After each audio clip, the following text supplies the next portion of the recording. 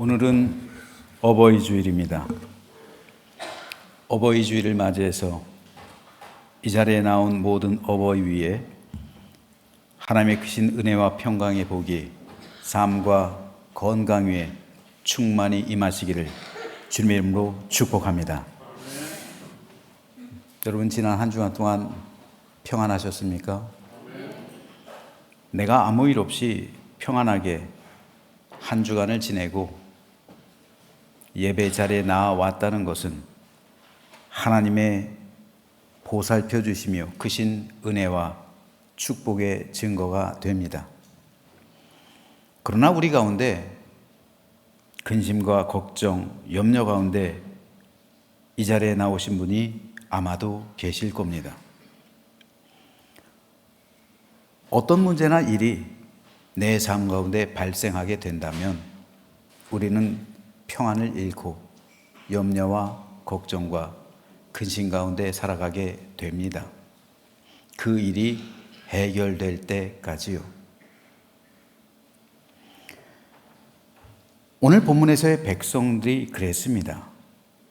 오늘 본문에서 예수님의 말씀을 듣는 백성들은 한 가지 큰 문제를 가지고 주님께 나왔습니다.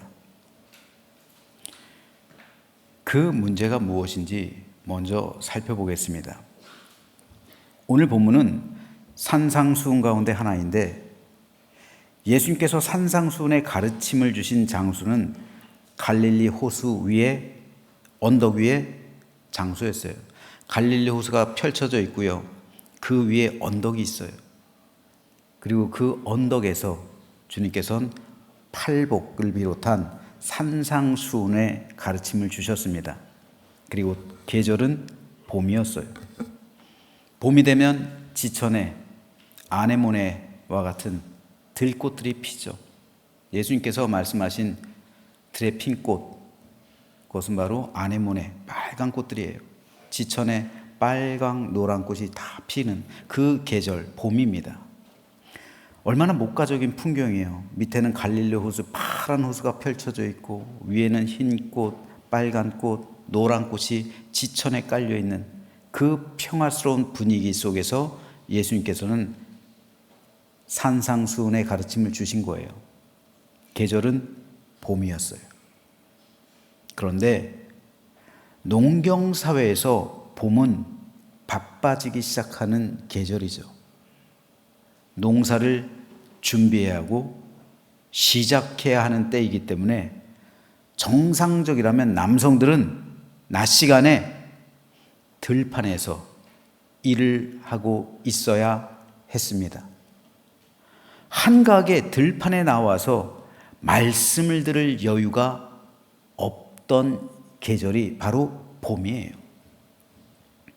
그런데 수천 명에 달하는 남자들이 봄철 농번기가 시작되는 그 시절에 들판으로 올라와서 하루 종일 예수님의 말씀을 들었다는 겁니다. 이건 정상적인 상황이 아니에요.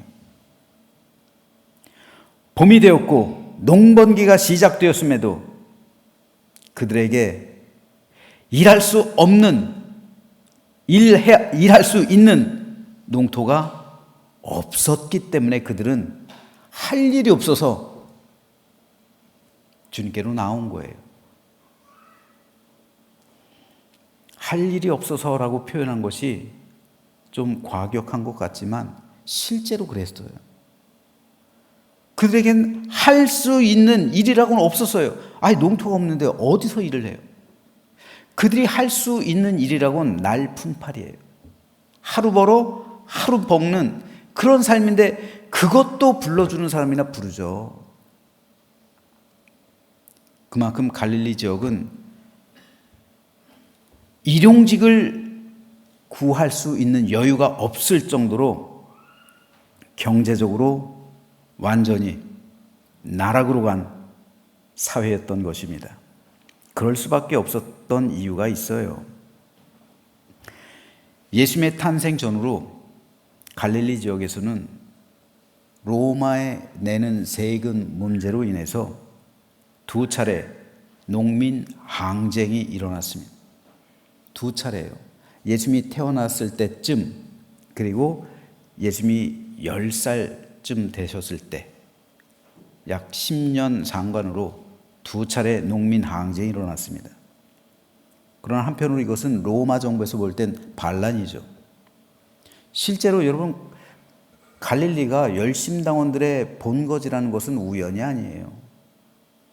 열심당원들은 갈릴리에서 시작한 거예요. 그만큼 대로마에 대한 항쟁 운동이 아주 과격하게 일어났던 겁니다. 로마는 잔혹하게 이 두 차례의 반란을 진압했습니다. 첫 번째 반란에서도 수많은 사람들을 죽였어요. 근데 두 번째 반란은 더 참혹했습니다.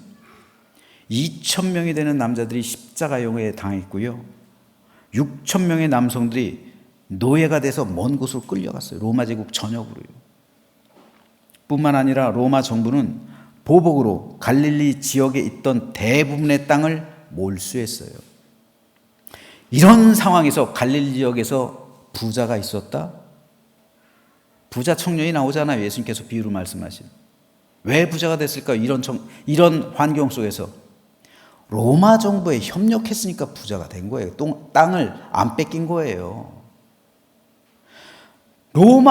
대로마 투쟁에 나섰던 사람들은 모두 다 그 땅을 다 몰수봐요. 그런데 그 부자 청년은 부자였어요. 왜요? 대로마 투쟁에 앞장선 게 아니에요. 그래서 예수님께서 그렇게 번 돈 다 나눠주라고 말씀하신 거잖아요. 그게 부자 청년의 문제였던 거예요. 대부분 이 운동에 앞장섰던 모든 농민들은요, 다 땅을 몰수당해요. 한마디로 그 당시 갈릴리 지역은 초토화된 거예요. 하루아침에 아들을 잃죠. 아빠를 잃죠. 남편을 잃어요. 가정이 무너진 거예요. 이 일이 있은 지 20년이라는 세월이 흘렀어요. 하지만 여전히 그 여파는 계속되는 거예요. 로마가 땅을 안 돌려주니까요. 대부분의 가정은 그때까지 힘에 겹게 사는 거예요. 로마가 복수하는 거잖아요. 다시는 반란 일으킬 꿈도 꾸지 마라. 그죠? 시범 케이스죠. 그러니까 갈릴리 지역은 초토화가 됐어요. 경제가 초토화가 됐어요.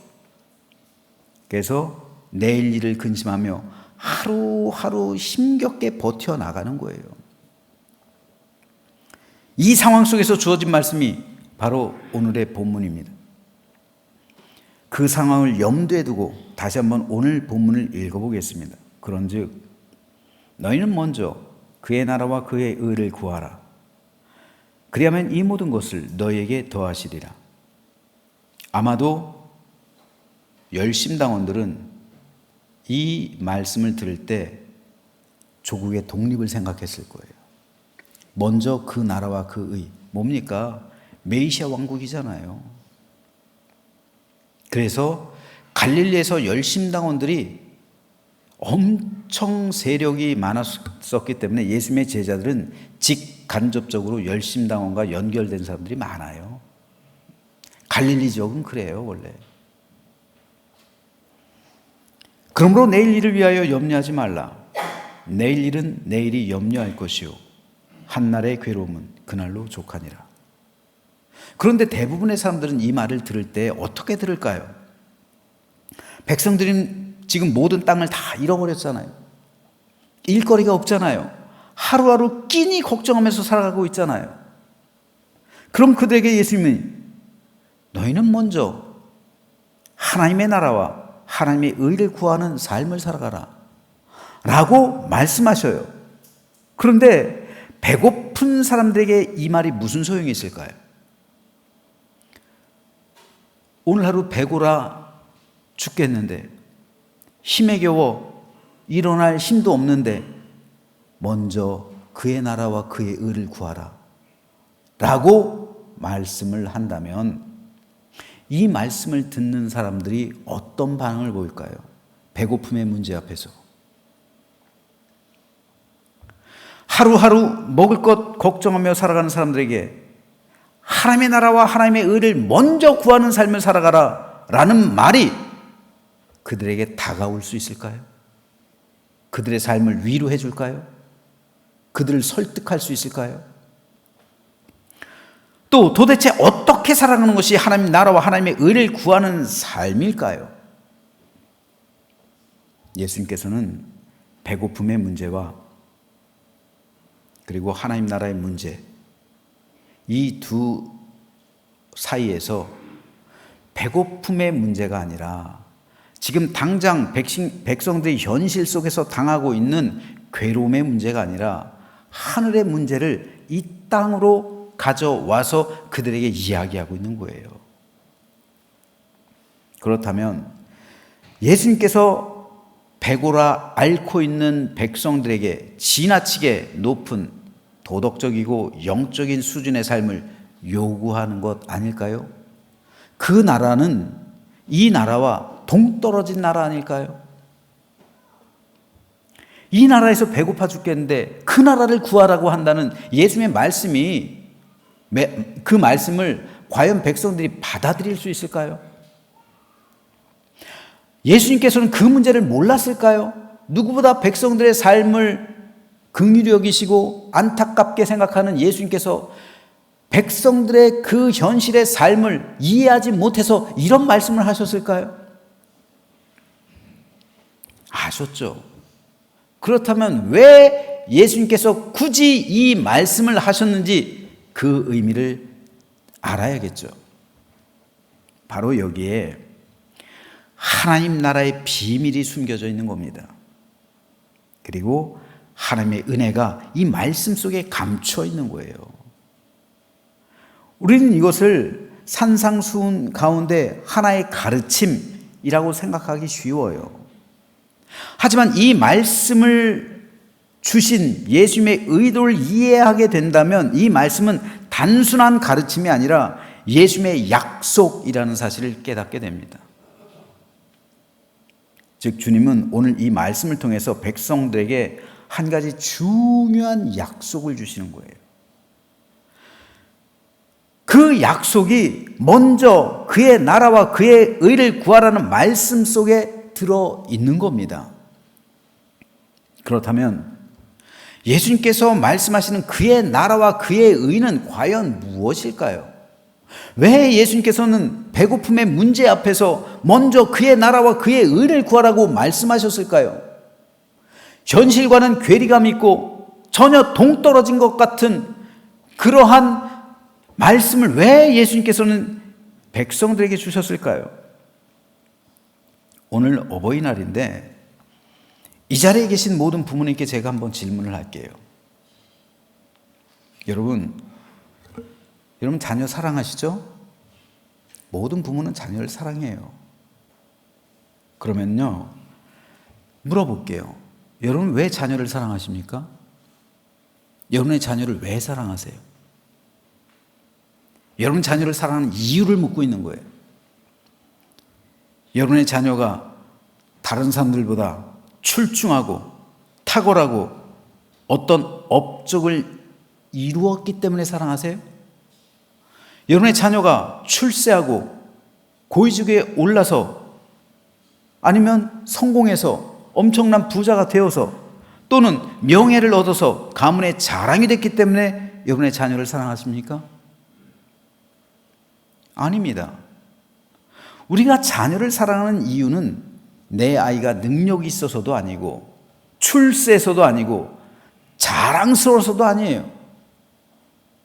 내가 내 자녀를 사랑하는 단 하나의 이유는 그 아이가 내 자식이기 때문이에요. 다른 이유 없어요. 그래서 내 자녀가 조금 모자라도 감싸주고 용서가 되는 거예요. 좀 덜 벌어도 이해가 되는 거고요. 좀 연약해도 불쌍한 마음이 드는 거예요. 그런데 세상에서는 그렇지 않아요. 세상에서는 내 아이를 존재로 바라보는 게 아니라 가치로 봐요. 부모에게 있어서 내 아이는 있는 것 자체만으로도 소중한 존재예요. 부모에게 자녀는 존재입니다. 존재 그 자체예요. 존재로 소중한 거예요. 하지만 그 아이가 세상 속에 들어가면 그 소중한 존재가 가치로 점수가 매겨져요. 가치로 점수가 매겨지는 게 뭐예요? 연봉이잖아요. 내 자녀가 3천만 원짜리, 5천만 원짜리, 1억짜리, 2억짜리 가치로 이 아이의 존재감이 대치가 된다고요. 가정에서는 존재라는 이 자녀가 사회에서는 가치로 점수가 매겨지고 있어요.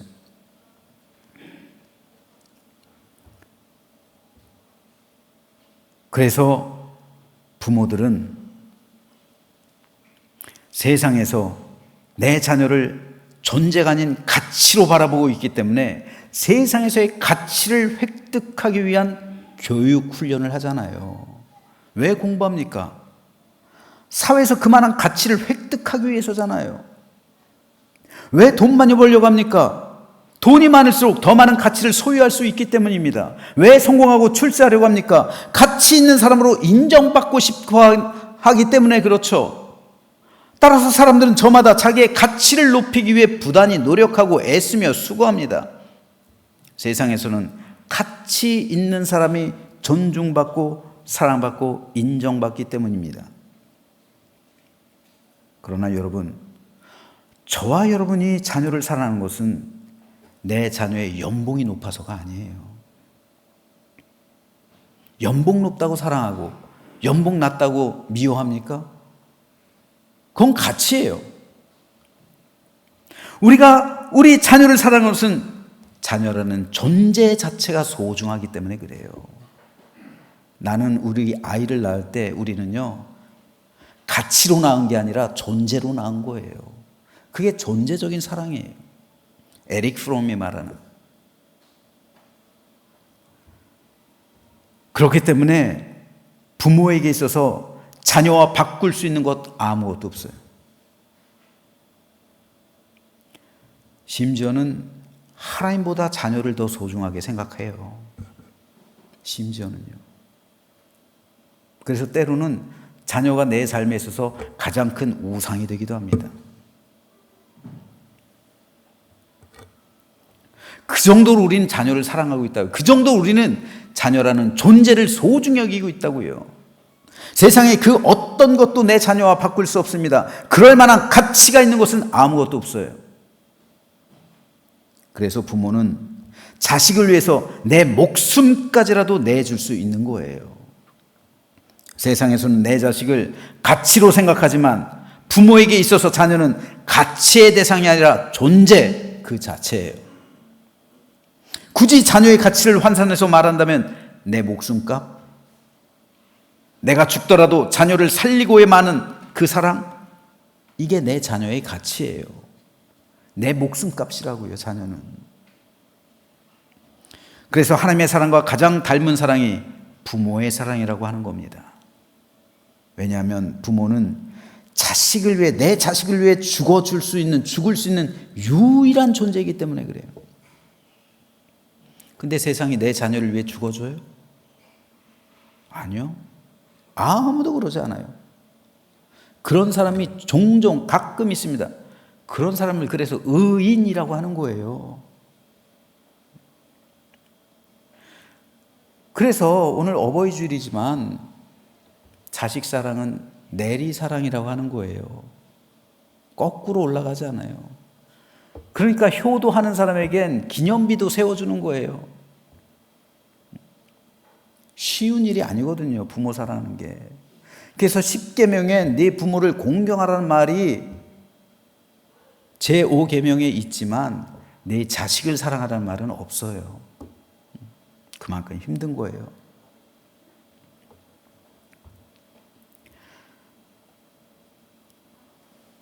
그런데 여러분, 내 자녀를 그렇게 존재적인 사랑으로, 존재적인 이 존재로서 사랑하는 것, 이게 부모인데요. 이게 말해주는 게 있어요. 하나님 역시 우리를 그렇게 사랑한다는 거예요. 아니, 내 부모보다, 성경은 말씀합니다, 부모는 아주 가끔 가다가 자식을 버리는 사람이 있잖아요. 부모는 자식을 버릴지라도 하나님은 버리지 않는데요. 이게 하나님의 우리를 향한 사랑이라는 말입니다. 그래서 예수님께서 우리를 살리기 위해 기꺼이 죽으신 거잖아요. 그래서 우리는 하나님의 자녀가 되었다는 말이에요. 즉, 나라는 존재, 우리는 하나님에게 있어서 존재의 대상이 되었다고요. 예수님의 목숨값이라니까요. 하나님의 생명값, 내 자녀를 위해 기꺼이 죽을 수 있는 그 부모의 마음. 그래서 우리는 하나님을 감히 아버지라고 부르는 거예요. 유대인들은 하나님을 아버지라고 못 불러요. 감히 어떻게 야훼를 아버지라고 불러요. 하지만 우리는 하나님을 아버지라고 부르는 거예요. 아버지. 이것이 바로 내 아버지 되신 하나님의 사랑, 나를 위해 죽으신 그 사랑. 그래서 내가 하나님의 자녀가 되고 존재적인 사랑의 대상이 되었다고요. 나는 하나님에게 있어서 존재적인 사랑의 대상이라니까요. 내 자녀처럼요. 오늘 본문을 통해서 예수님께서 말씀하시는 하나님의 나라와 하나님의 의가 가리키는 게 바로 이겁니다. 하나님 나라는 내가 가치 있다고 해서 들어갈 수 있는 게 아니에요. 천국은 내가 능력이 출중하다고 해서 들어갈 수 있는 곳이 아닙니다. 하나님 나라는 세상의 가치로 획득할 수 있는 게 아니에요. 세상에서 제일 부자라 알려진 사람, 뭐 1000몇 조를 가지고 있다고 그러죠. 아랍에 있는 사람들이요. 그 1000조가 넘는 재산으로 천국 땅 한 평 살 수 있을까요? 천국은 가치로 살 수 있는 게 아니에요. 천국은 돈으로 환산할 수 있는 게 아닙니다. 천국은 내가 세상에서 가치 있는 일을 하고 가치 있는 삶을 살았다고 해서 갈 수 있는 곳이 아닙니다. 하나님 나라는 오직 아버지의 자녀들만 가는 거예요. 왕 되시고 우리 아버지 되신 하나님과의 관계를 통해서만 들어갈 수 있는 곳이 바로 천국입니다. 천국은 내가 아버지의 자녀이기 때문에 들어갈 수 있는 거예요. 내가 가진 어떤 가치로도 획득할 수 없는 곳이 천국이란 말입니다. 오늘 본문을 통해 예수님께서 이것을 말씀하시는 거예요. 배고픔의 문제로 인해 고통받고 하루하루 힘겹게 살아가고 있는 백성들의 문제를 예수님께서는 다른 관점에서 보시는 거예요. 주님 보실 때 백성들이 지금 당하고 있는 그 비참한 현실은 진정한 문제는 배고픔의 문제가 아니었어요. 그것은 차후 문제예요. 예수님께서 보실 때요. 주님 보실 때 백성들이 가진 본질적이고도 근원적인 문제는 하나님께서 그들의 아버지가 되시느냐 되지 않느냐, 이 문제예요. 즉 너희가 하나님 앞에서 존재적인 사랑이 되느냐 되지 않느냐, 이걸 주님께서는 가장 근본적인 원인으로 제시하고 있는 겁니다. 즉 하나님과 백성과의 관계가 아버지와 자식의 관계로 올바로 맺어졌느냐 그렇지 않느냐가 예수님께서 보실 때 가장 시급하고도 절박하고도 중요한 문제예요. 배고픔의 문제, 경제와 정치 문제, 조국의 독립과 자유 문제, 이 모든 것들은 차후 문제라는 거예요. 모든 것이 차후 문제예요. 근원적이고 본질적인 문제가 아니란 말입니다. 그래서 주님은 오늘 본문에서 이렇게 말씀하시는 거예요. 그런즉 너희는 먼저 최우선적으로 그의 나라와 그의 의를 구하라. 하나님과의 관계성이에요. 하나님께서 너의 아버지가 되시냐? 이걸 묻는 겁니다. 만일 하나님께서 너의 아버지가 되셔서 하나님께서 너를 존재적인 사랑의 대상으로 보게 된다면 그 후에 이 모든 것을 너에게 더하실 것이다. 어떤 아버지가 자식을 책임져 주지 않아요. 어떤 아버지가 배고른 자식을 바라만 보고 있어요. 그런즉 예수님께서 바라보실 때 중요한 것은 하나님의 자녀가 되는 것이 중요한 것이고 먼저이고 근원적인 것이지, 배고픔의 문제를 해결해 주는 건 그건 아무것도 아니에요. 내일 되면 또 배고플 거 아니에요. 사탄이 예수님을 유혹할 때 이 문제로 예수님을 유혹하잖아요. 돌 가지고 빵을 만들어 봐라. 그 빵 먹은 사람은요, 만약 주님께서 돌 가지고 빵을 만드셨다 할지라도 또 배고파요. 그 사람은 다음 날이면 또 와야 돼요. 또 기적을 체험해야 돼요. 이거는 근원적인 문제 해결이 될 수가 없어요.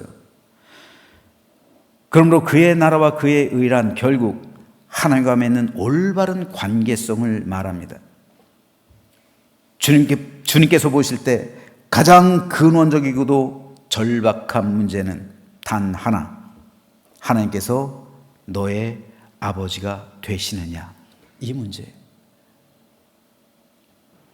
그래서 백성들에게 주님은 이 말씀을 하신 겁니다. 그렇다면 오늘을 살아가고 있는 저와 여러분은 어떻습니까? 예수님은 오늘도 여전히 이 자리에 나와 있는 저와 여러분을 향해 너희는 먼저 그의 나라와 그의 의를 구하라고 말씀하십니다. 우리는 오늘 본문의 백성들처럼 많은 문제를 가지고 이 자리에 나와 위로와 평강을 받길 원하고 문제 해결받기 원하지만, 주님은 정작 오늘 우리에게 너와 하나님과의 관계는 어떤지를 묻고 있는 거예요. 우리는 세상의 가치를 가지고 이 자리에 와서 세상에서 나의 가치를 높여달라고 간구하고 있고, 세상에서 내가 많은 것을 소유하게 해달라고 간청하고 있습니다. 또한 세상에서의 가치를 잃은 사람들은 그 문제 가지고 와서 해결해 달라고 기도하고 있는데, 이에 대한 주님의 대답은 한결같아요. 먼저 그의 나라와 그의 의를 구하라는 겁니다. 먼저 하나님과 너와의 관계를 살펴보라는 겁니다. 하나님께서 진정 너의 아버지가 되심을 확신할 수 있느냐는 겁니다. 그래서 세상 가치를 얻기 위해 기도하지 말고 너의 존재 자체가 하나님께 소중하고 귀중하다는 이 사실을 확신하며 깨달으라는 겁니다. 그리하면 이 모든 것을 너희에게 더하여 주실 것이다. 하나님 나라는 돈 없이 값 없이 와서 포도주와 젖을 사는 곳입니다. 하나님의 나라에서의 삶을 살아가는 사람은 하나님의 은혜와 사랑에 충만한 가운데 예수님께서 주시는 참된 만족과 기쁨을 누리며 살아갑니다. 내일 일을 왜 걱정합니까? 내일은 내게 주어진 시간이 아닙니다. 하나님은 오직 사람에게 하루를 허락해 주셨지 내일은 내게 주어진 시간이 아니에요. 하나님이 사람을 지으신 것은 오늘 하루를 하나님을 의지하고 하나님과 동행하며 하나님과 함께 즐겁고 행복한 삶을 살아가게 하기 위해서입니다. 그래서 예수님께서는 제자들에게 주기도문을 가르쳐 주시면서 그 가운데 이렇게 말씀하시잖아요. 오늘 우리에게 일용할 양식을 주시옵고, 내일 말고요, 오늘, 바로 오늘 우리에게 일용할 양식을 주셨고, 이것이 얼마나 절박한 기도였을까요? 하루하루 먹을 것 걱정하는 사람들에게 오늘 우리에게 하루를 살아가게 해 주십시오. 그리고 그 하루를 은혜 가운데 살아가게 된다면 그것이야말로 참된 만족이요 기쁨 아니겠습니까? 그런 차원에서 본다면 이 자리에 나와 있는 여러분은, 저와 여러분은요, 하나님의 은혜를 충만히 누리고도 복에 겨울 정도로 누리고 있는 상태를 살아가고 있는 거예요. 우리가 배고픔의 문제로 고민하는 사람은 없잖아요.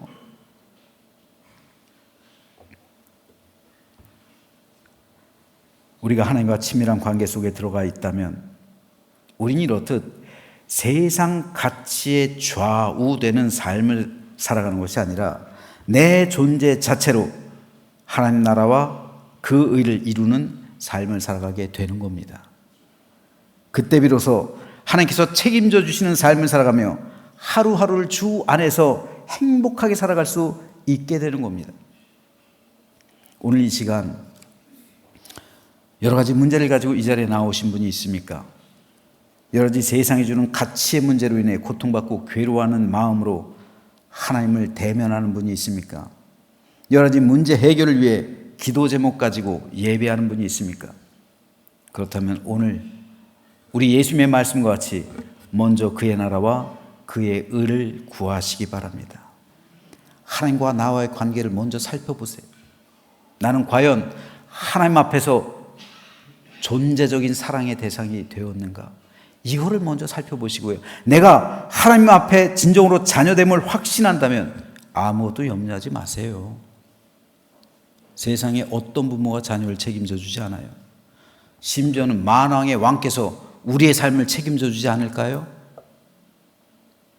여러분, 이 정도 믿음 없이 우리가 신앙생활하면 안 돼요. 진정으로 내가 하나님의 자녀가 되었다면 뭘 걱정하세요? 예수님께서 말씀하시는 것이 이거잖아요. 먼저 그 나라와 그 의를 구하라. 그 관계성을 살펴보라는 거잖아요. 내가 진정으로 하나님의 자녀임을 확신한다면 아무것도 염려하지 마세요.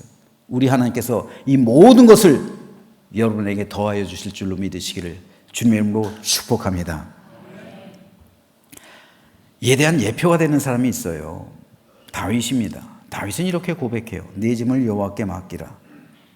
그가 너를 붙드시고 의인의 요동함을 영원히 허락하지 아니하시리라. 여기서 말하는 의인은 하나님의 자녀가 된 사람이에요. 하나님께서 우리 아버지가 된 사람, 그 의인을 붙들어 주신다는 거예요. 그리고 의인의 요동함을 영원히 허락하지 아니하신, 의인이 흔들리지 않게 만들어 주신다는 거예요. 하나님께서 자녀를 책임져 주신다는 거예요. 여기서 맡기라는 말은 히브리어 원어로 던지다라는 뜻이에요. 내 짐을 던진다는 거예요, 하나님께. 자녀들은 종종 엄마 아빠한테 자기 짐을 던져요. 엄마, 나 내일까지 뭐 필요해. 던지는 거예요, 그 짐을. 그러면 그때부터는 엄마의 책임이 되는 거예요. 엄마, 나 내일까지 뭐 해가야 돼. 그러면은 그 말을 듣는 순간부터 의무가 생기는 거예요, 부모에게. 그리고 이 아이가 걱정합니까? 안 하잖아요. 난 말했으니까. 이게 던진 거예요. 자기 짐을 던져버린 거예요, 자기 숙제를. 그 다음부터는 부모의 숙제가 되잖아요. 부모가 그 숙제를 들어주기 위해서 노력하잖아요. 이게 던진다는 뜻이에요. 맡긴다는 뜻입니다. 내가 짊어있던 짐과 나를 분리시키는 거예요. 그 짐을 하나님께로 던져버리는 겁니다. 이게 맡긴다는 뜻이에요. 헨리 나우엔이라는 영성학자가 어느 날 서커스 단원과 인터뷰를 했습니다. 서커스의 하이라이트, 공중근해잖아요. 몸을 던지면 받아주죠. 그 단원에게 묻습니다. 둘 중에 누구의 역할이 더 중요합니까? 여러분, 누구의 역할이 더 중요할까요? 공중으로 자기 몸을 던지는 사람일까요? 받아주는 사람일까요?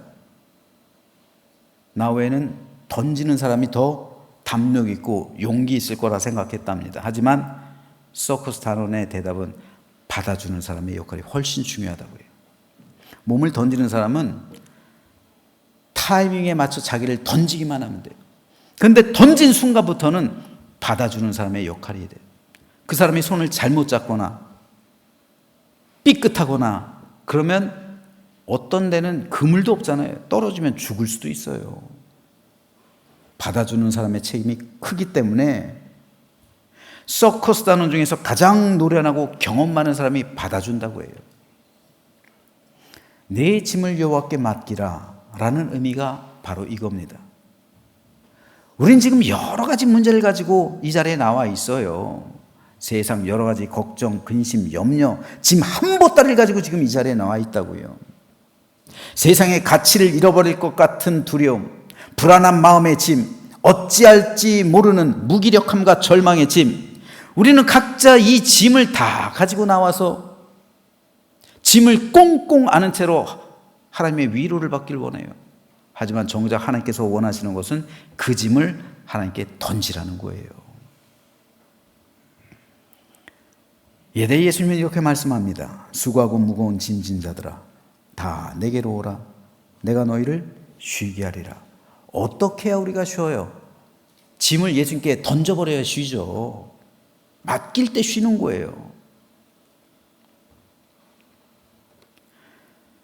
그러나 많은 성도가 아직도 이러한 쉼을 누리지 못하는 이유는 내 짐을 하나님께 던지지 못하고 그 짐을 꽁꽁 끌어안고 있기 때문에 그래요.